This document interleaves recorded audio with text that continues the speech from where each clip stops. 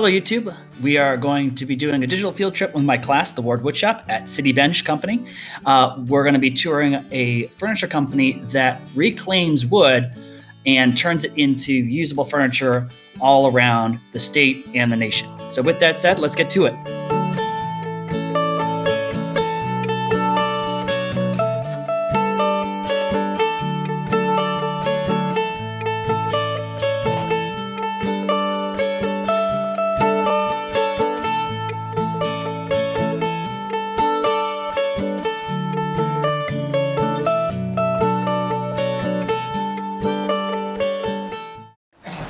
Here we are, we're at City Bench. My name is Ted Esselstyn, and this is where we have 3 barns that we work out of here in Higganum. But come on in, this is our shop where we fabricate.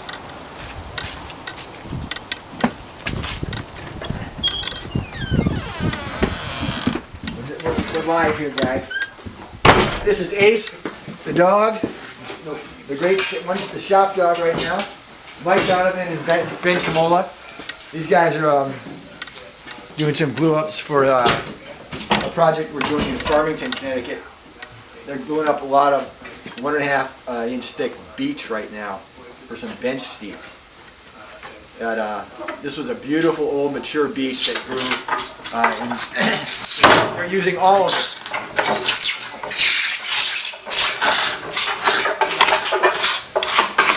So that's primarily what's taking up the space in the shop right now. This is our first really cold day of the year, and thankfully the wood stove is cutting the cold a little bit. And we can go out. The only other project in the shop right now is this small beech, this small oak outdoor bench for a client.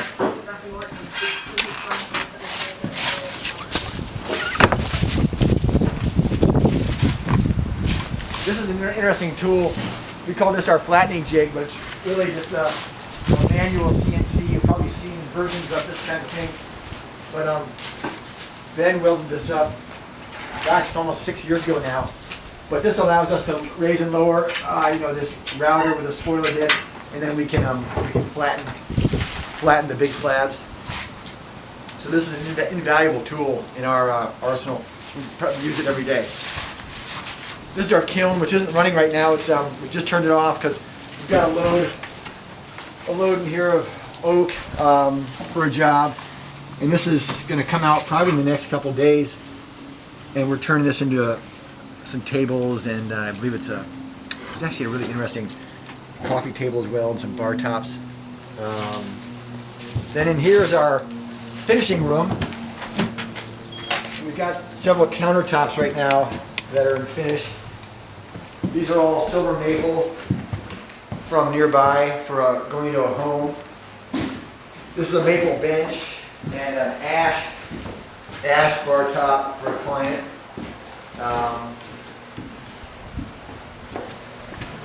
This is an interesting story. This is a client in West Hartford. They had a small cherry tree, and they've used every limb of the tree to make 3 projects.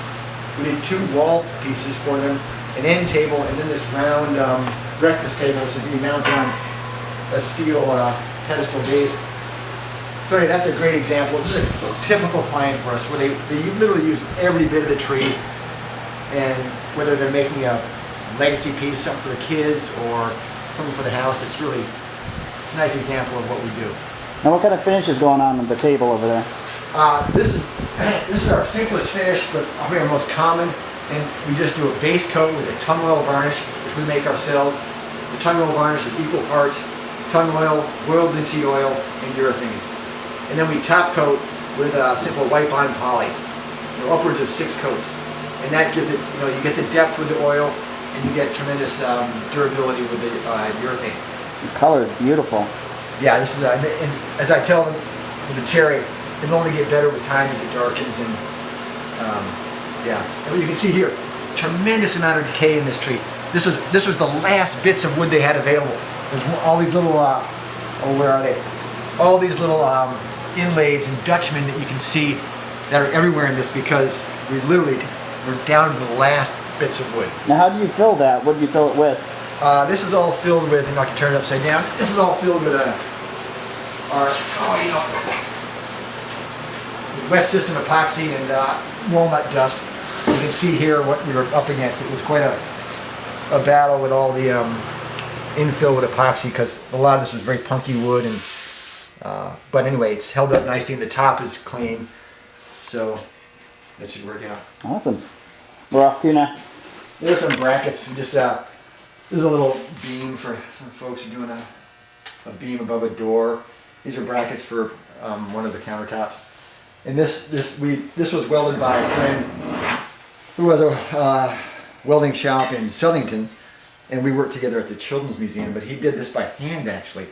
This was not laser cut. He just did all this with a plasma cutter. He has a plasma cutter and he'll do a plywood jig. But for this, he actually said he just used a jigsaw.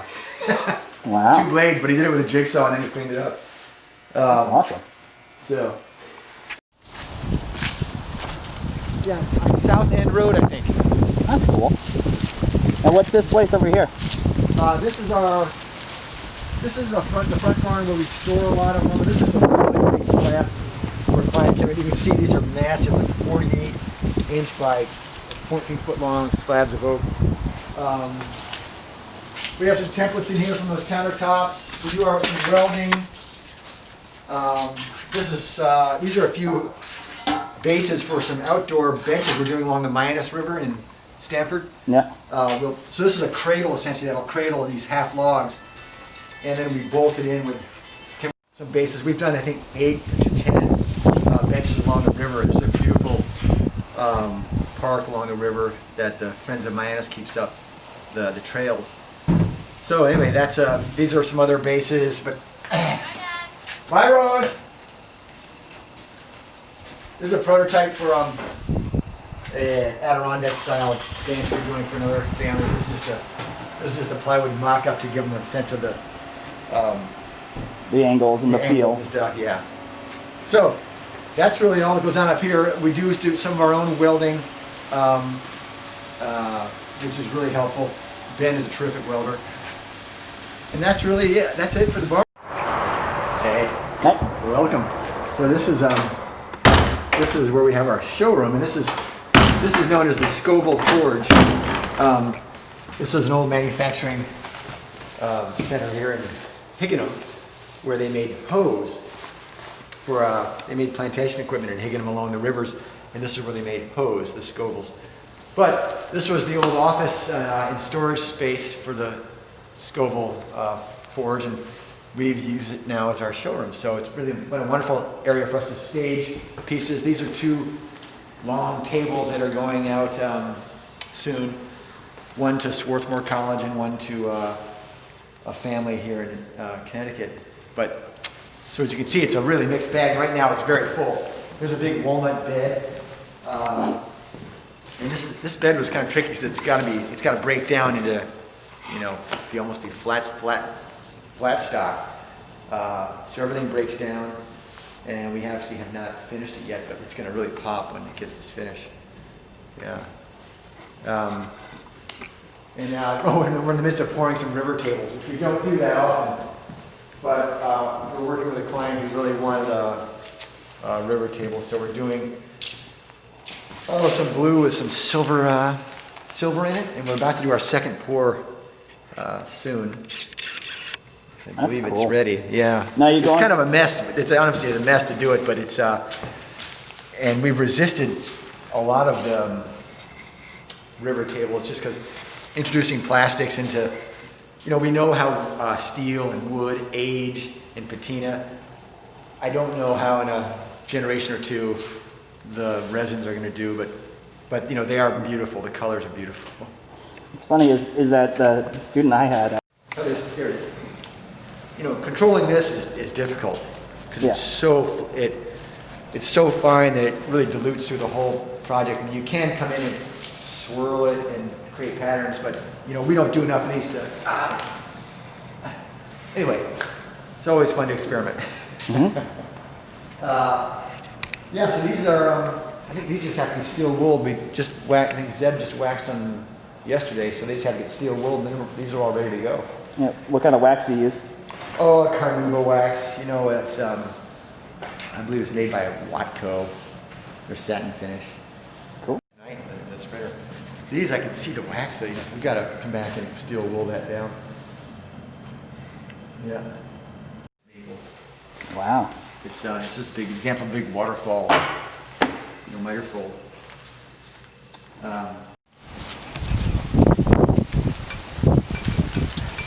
So this has been a tour of the city bench here in Higganum. So look forward to a question and answer section later in this video. Have a good one. Bye.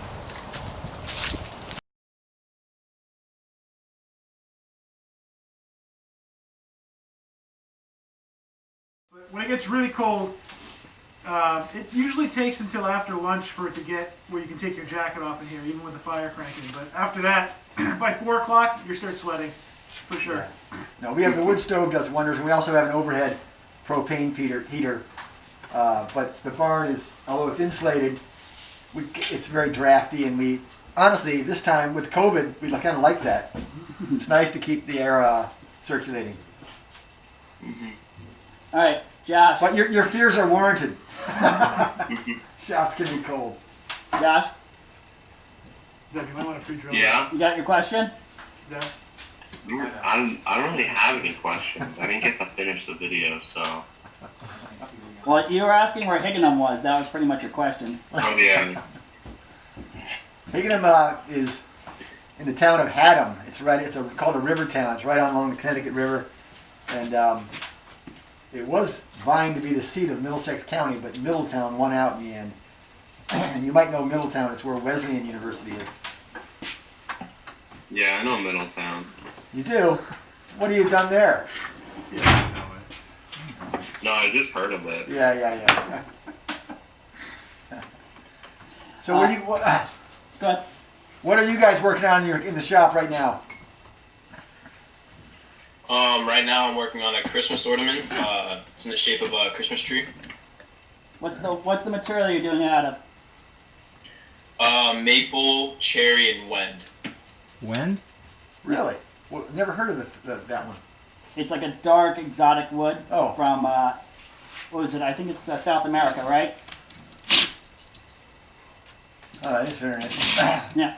We tend to use just local hardwoods, so We only use. we only use local hardwoods from that we mill. Typically, they come out of urban centers in Connecticut, but we get a lot of residential trees as well. What are you making, Mick?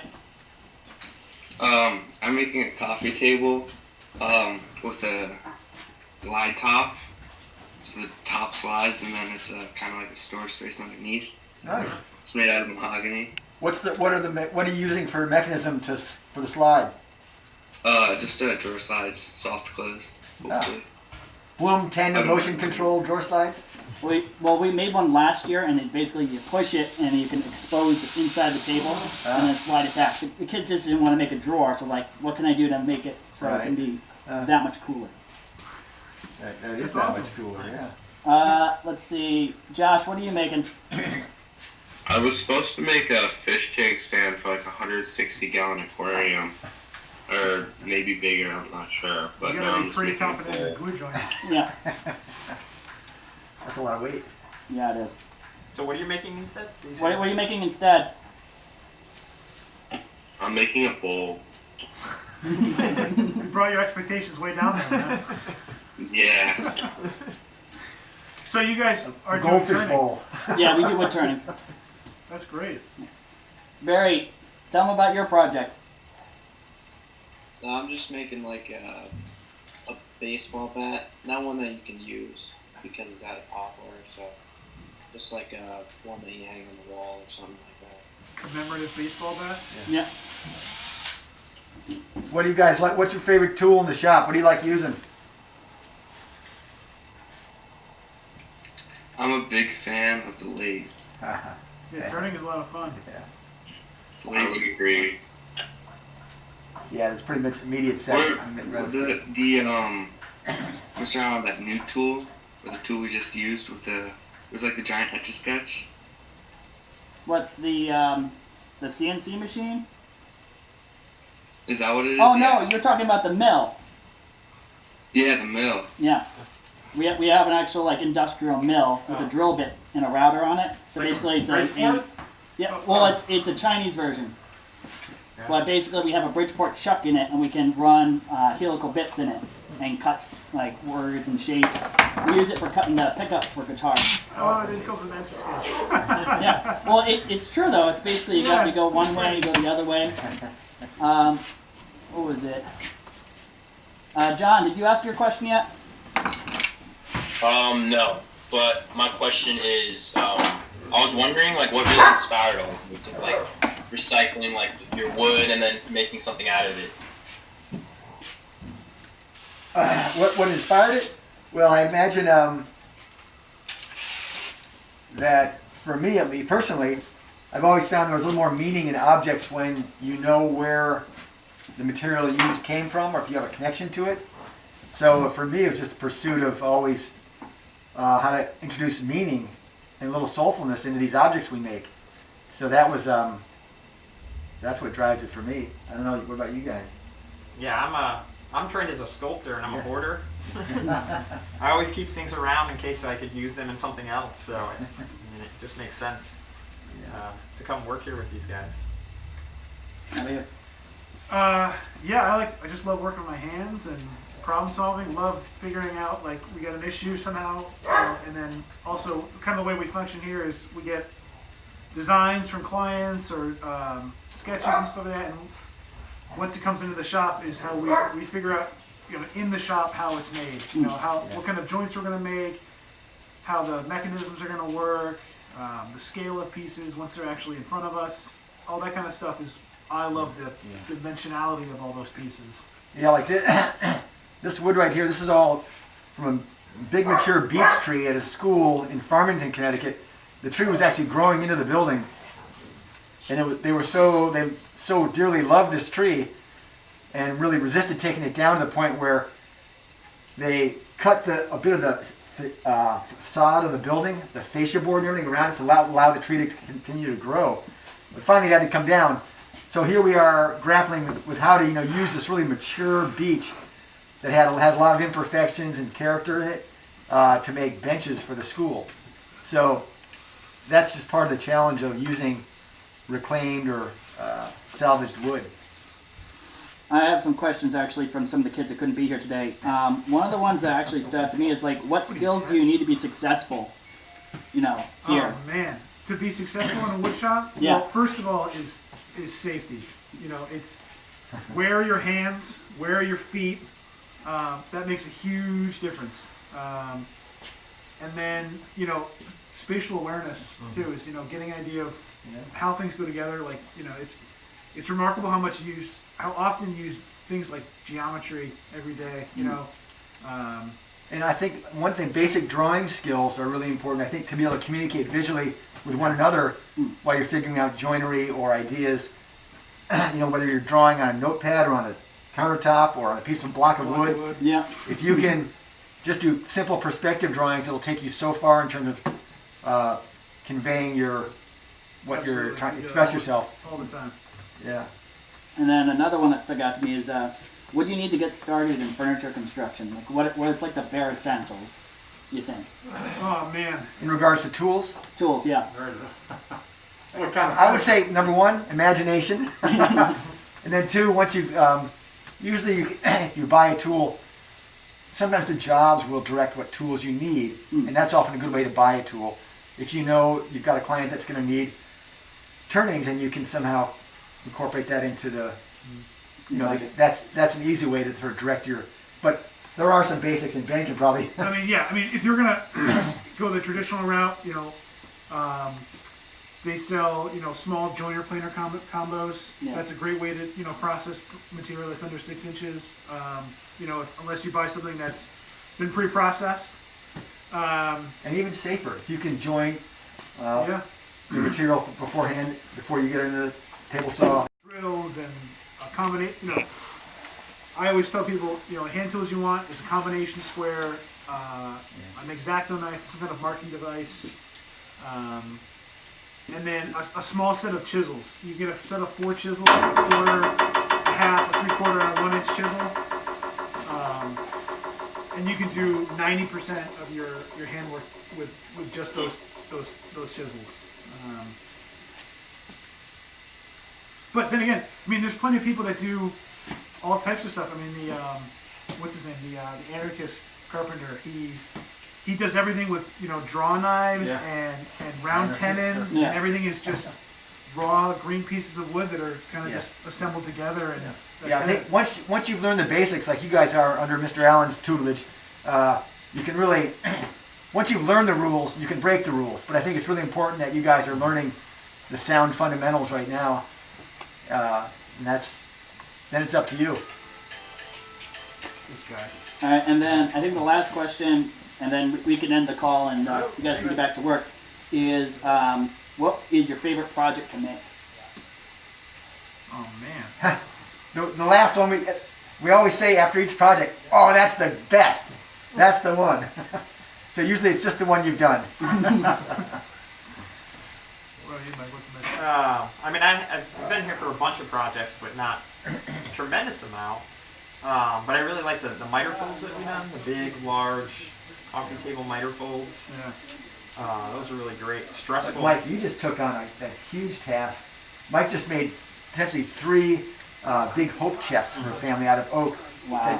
It was a lot of inlays and a lot of shiplap, and he had more pieces and parts coming together than are good for the human mind process. It was quite the challenge keeping track of everything, parts and pieces and all the elements, especially for me. But to see something like that come together out of all these very light, they were very light boxes. Yeah. I think that was really kind of cool to see how durable and strong the boxes were despite how light they were. Yeah. That's awesome. What about you? We just did a really big bed that was really cool to do. That walnut bed. That was in the video, guys. You remember that big walnut bed? That bed was really nice. Yeah. This may be, I don't know if this is against HIPAA, but any of you guys seen the show Billions? No, you're too young. Anyway, forget it. Yeah. The house, it's going into a big fancy house in the Hamptons in New York, that walnut bed. I'm really a big fan of mid-century modern furniture, and so stuff where it's clean, simple lines, and getting to kind of do more architectural and design elements inside things like beveled edges and sharp corners and stuff like that. I like a lot of that kind of stuff. Cabinets and credenzas and stuff like that. Well, I think what Ben's sharing is an appreciation for, we have the opportunity to use live edge quite a bit, but I think we enjoy that. But I think there's also, when you bring in true lines, architectural lines, there's something nice about that as well. With this big wide boards that we have to use. Yeah. So, yeah, Any other questions, guys?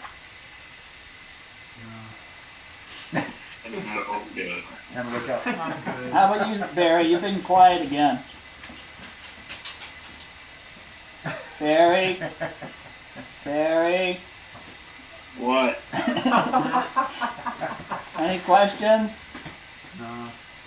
No, I'm good. All right. So, Alex. Yeah. What's your question?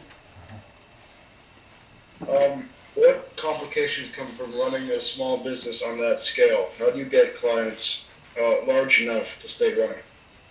That's a really good question, Alex. Alex, you were the best question so far. Yeah.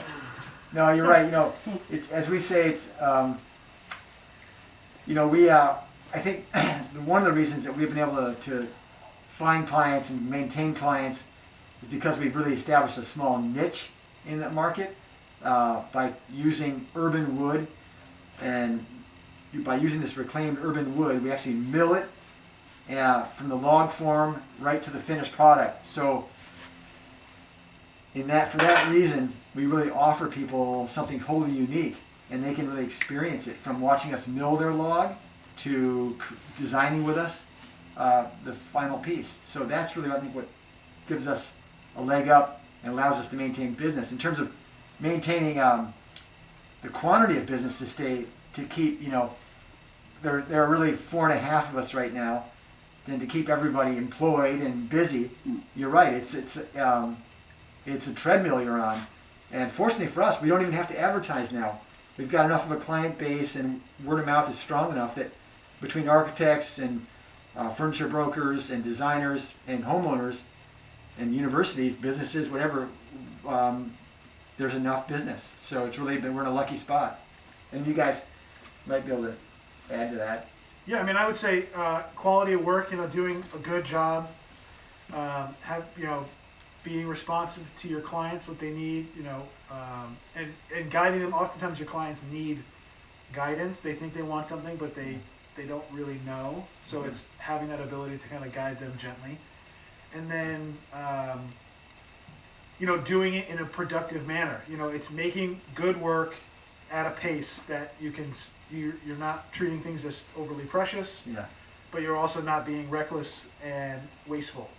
It's kind of you have to kind of ride that balance between fast and good. Yeah, I mean, and also the balance between pride in your work versus, actually investing too much of yourself in a piece, because you can do that. So I think it's like, it is striking that balance.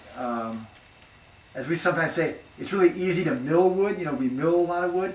It's easy to mill wood, but then it often just sits and rots in a pile. So you've really got to have an end game. You've got to know where it's going to go, and you've got to be able to really relate to people and talk to people and communicate with them in clear and concise ways to convince them that it's worth investing a fair amount of money in a piece that you're making for them.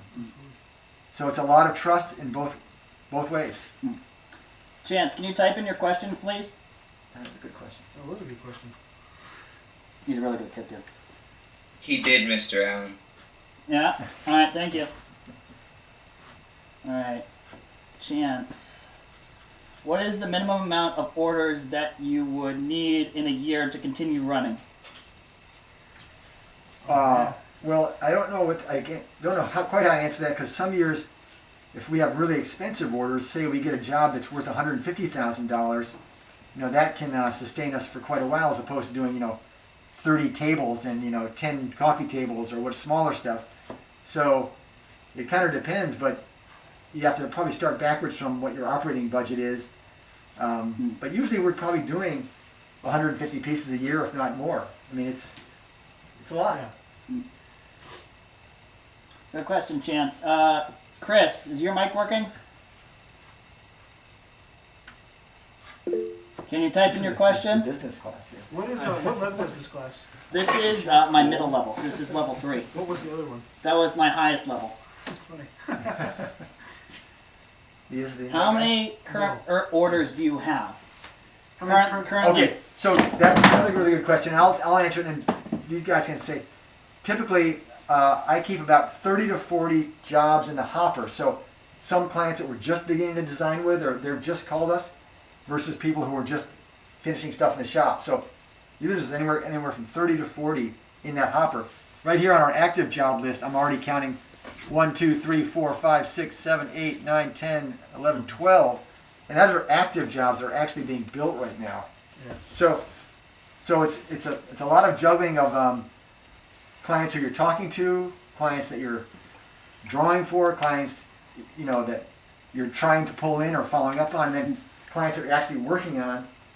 It obviously depends a lot on the size of the projects. Like right now, one school job, but it's upwards of like 1,500 board feet of wood that we're processing, which is a lot for us in a project. But if it's smaller things, like if we're doing a bench for somebody, a dining room table, a cabinet for someone, we could have anywhere between 6 and 7 projects in the actual shop that are in any level of being processed, whether it be on the flattening jig or being glued up or sanding or getting epoxy and stuff like that. And then we also have the finishing side, which is over there, which I think you guys probably saw in the shop in the video, and that's typically we might have between 1 and 10 projects in there, that are kind of in, various stages of finishing. So there's always a lead, because we have a small shop as compared to your guys' shop. We have to be very cognizant of, okay, we've taken all of our clamps and they're all in one project. Now we have to go be outside, or we have to go do something else while this is drying, and you're kind of jockeying stuff around the shop. But obviously, if you have if you're just yourself doing a project, you know, you're certainly not going to be juggling 40 projects. But you know, there's 4 of us right now, or 4.5, and so you have to kind of correspond to how many people are in your shop and how many people you're trying to employ. And but yeah, these are good questions. Jonah.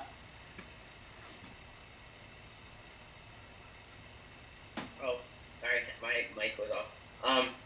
I was wondering if there's any projects that like you make ahead of time, or if all of them are like custom made. Well, that's a good question too. We're fortunate in that we have a showroom, and I found early on when we first opened the business that we were making a lot of pieces on what they call speculation, on spec, where that's when you're making a piece in hopes that somebody might see it and want to buy it. But as we've gotten busier and busier, we're doing much more custom work. So I would say 95% of our work is custom. I mean, it's rare now that honestly that we have time to say, oh, you know, someone might say, I've got a great idea. Why don't we try and do this project we've been thinking about for a long time?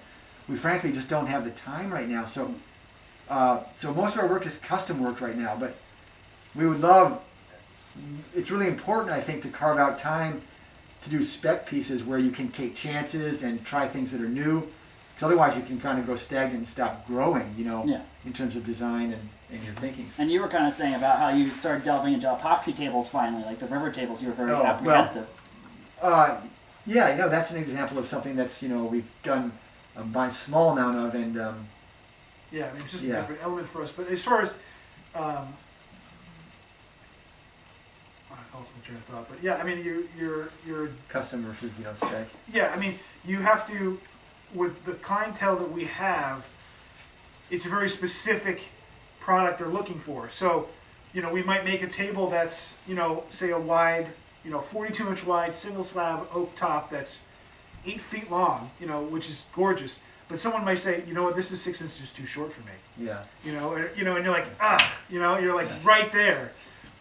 So oftentimes the investment in producing something like that, it's worth it to just wait so we can show them what the slab looks like with photos. We can give them color samples without actually investing all the time in this to make a huge table and say, hope that someone buys it at the end. That said, in our showroom, there are a lot of pieces of ours that we've done in the past that were kind of prototypes for other jobs or things that were mistakes. And I've held on to some of those for years now. And every time I'm about to give up on a piece and think, nobody's ever going to want this, somebody walks into the showroom and they say, oh my gosh, I can't live without it, you know? Morgan. What are your favorite like types of projects to make, and do you prefer like easier projects or more challenging projects? These are good. Yeah. Good questions. How about you, Mike? I think a nice blend. You know, work on something complicated, then approach something that's a little bit easier. Gives you a little bit of break, a little thinking room, instead of being such, you know, difficult projects one after the other. Yeah, I think that's true. All right, let's see who else on the list. Rowan. What project or like creation of yours are you guys most proud of?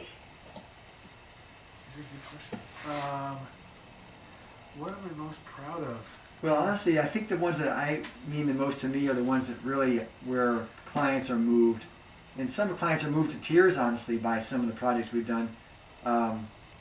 And it's hard not to be touched by that, whether they've lost a tree and they want us to build something in memory of somebody, or, you know, people grow awfully connected to trees, believe it or not, that they live around or are part of their home. So in that way we have a leg up in that the clients already are connected to what we're doing for them. But I find that really moving when the clients are very passionate and engaged with what we're doing. Less so, I'm almost more about than what we're building, but what we're building it for. Yeah, I mean, I might be a little bit of the opposite. I really love making the things. You know, not to say that none of us don't, but I really enjoy like the problem solving of it. If we have a difficult, you know, while I might complain at the time, I really enjoy like the problem solving. If we have a complicated structure that a designer is looking for or a client is looking for, and then we can come up with a a simple, elegant, easy to use design. There's a lot. Oftentimes, we say too is the simpler something looks, there's a lot more thought and process that went into making it look simple. And so, if you can design something that has a very simple latch or a connector or an elegant way that pieces are kind of joined together, that to me means a lot. Is that you're kind of reducing the elements of a piece kind of down to its core, and that means a lot to me. And I think it's really wonderful when a project forces us all to collaborate and problem solve, sometimes as a group, and it's really, because that's when you realize, everybody has their strengths and contribute. Like, some things I can't see at all, and Ben will just be like, boom, I got a solution to that, so And Mike too. where the Mike- answers come from, it's hard to know. Everybody's got a different lens they look through to problem solve. But you always feel proud about, as far as going back to your question, is that you always, for the most part, feel pretty proud of what you just finished. As long as you feel like you did a good job, that might be your favorite project at the time. But yeah. You there, Will? Oh yeah. What's your guys' biggest project that you have ever worked on? Biggest in size or biggest in number? Biggest in size. Well, I honestly think that it was probably last year or the year before.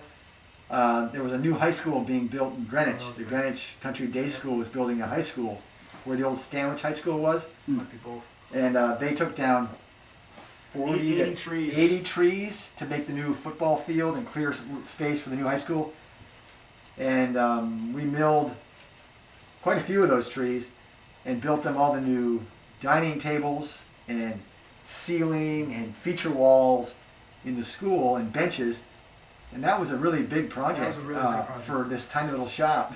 That was 25-foot round tables with turn legs and these cross braces with the tops, removable tops that were all color matched. It was like 4 10-foot benches. It was an 80-foot long ceiling that was 20 feet wide, and it was like a 40 by 20 foot feature wall. It was a really big project for us. But it's fun. We do such a variety of projects from work for maybe a neighbor down the road to work for the president of Yale or for the world headquarters of Pepsi's, research and development, or for a big hedge fund boardroom table. So the variety of work is tremendous. I think the biggest single piece we probably made, or it stands out to me, is we did a 14-foot round table out of like 6 pieces of cherry. Wow. That was for a pharmaceutical company in New Jersey. And it had this big ebonized kind of wooden oak base that all kind of assembled with lap joints, with shoulders, and it all kind of fit together like a big puzzle piece. And it made this it was like a deck. And then we put these 4 giant slabs on top of it, and it was this kind of amorphous circle shape.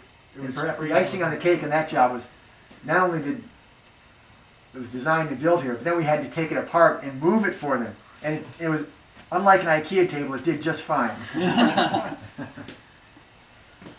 Will P. Well, Will I took my question, but I got another one. So, who was like the biggest client you've ever built? Like the most famous client you've ever built? Oh man, we did a project for was it the president of Chanel? Oh yeah. And then we did. I don't even know if you can say who we did work for. That like who? Who are you thinking of? Super famous guy, very wealthy guy. Anyways, we did a bed in the video. We did a bed for a family who owns a house that the show Billions is filmed in. Anyway, I think that that's some of the pieces we've done are high end, and they have attracted clients who are wealthy. Certainly no like pop stars or anything like that. Like no famous singers or actors yet, but we're crossing our fingers here. We can only hope. We can only hope. Yeah. No, there's Just a lot of families. You guys ever had Newman's Own? Ever had Newman's Own Yeah. salad dressing or cookies or anything? You guys don't even know who Paul Newman is, probably. Anyway. I know who Paul Newman is, but He was a famous actor, and it's a company that makes a lot of food products. But and they're down near you guys in Westport, and we did their headquarters, some big tables and walls. All right. So those are all the kids. You guys, you want to ask the kids any questions? What are your guys' favorite projects to make? Don't all answer at once. They're thinking. Of course. I like the coffee table that I'm making. See, you like the table, the project you're on right now. Exactly. How about you, Will P? I kind of like the step stool, mostly because I'd never used like a lot of the equipment that I got to use. Yeah. Yeah. Well, you guys are at a stage where you're just in the discovering at every project you do techniques, and so you're in a great space where of discovery and Just try and learning. Just try every piece of equipment that you can. That's would be especially in a place that Mr. Allen has kind of continued on for you guys. I mean, the ability for you guys to have that many tools in one place that you aren't being employed by is a very rare thing. I mean, our shop is literally probably a sixth the size of the shop that you guys get to work in. So that is a very rare thing to be to have access to. So even if it's just to make little trinket things or whatever like that, just You're try just in a everything. candy shop and you don't even know it. Ability to try out everything. Morgan, what's your favorite project you're working on? I'm really excited to see how the one I'm working on right now turns out. What's that? I'm working on a desk in my room. Nice. Does it have a drawer? It will. It has 3 drawers. Great. And I think, did you choose the wire steel legs for it? Is that what you're doing? Yeah, they just came actually. Oh, hairpin legs? Hairpin legs, yeah. Yeah, that's great. Yeah. Nice. How about Alex? Probably the chalice that I'm working on right now. It's cherry with mahogany end pieces. Chalice. It's It's really a simple, but legit it's chalice. really very good. That's awesome. I'll send you the pictures of when he's done with it. Like, it's like this. Yeah, and I only have one arm right now, so it's really fun to be able to sort of work out new techniques to use on a lathe. Yeah, he had shoulder surgery, so he's sitting there on the lathe with one hand like this, Very turning nice, it down. man. But I'll definitely send you pictures. That's great. Let's see. Rowan. I'm also making a chalice, and I'm excited. And, A goblet. the handle that I made. I like the design on it. I know, I love it. Yeah, his It's is more, like his more like a Common goblet. English Looks word. like, so his top piece looks like a barrel. So he's got like a barrel, then like a candlestick center, and then he's gonna turn a bottom piece. Did you pick out the wood yet for your bottom piece yet, or you haven't picked it out yet? I'm doing that right now. All right, awesome. Well, not right now, because you shouldn't be in the school. Well, yeah. Let's see. Where are you guys finding the wood that you use for your projects? Does the school provide the wood for you? Yeah, I steal it all from Mr. Allen. Ah, okay. Yeah. Let's see. Jonah. Right now I'm making like a table, and I'm making like turn legs. So I've never used a lathe before this, and it's cool to like make identical legs. Mm-hmm. But I also make a lot of Adirondack chairs at my house, so that's fun. Yeah. That was the kid who made that bench I told you about. Yeah. All right. Cool, guys. So any other questions you guys have for each other? You want, this is an open, free range. You want to throw something out before we end the call?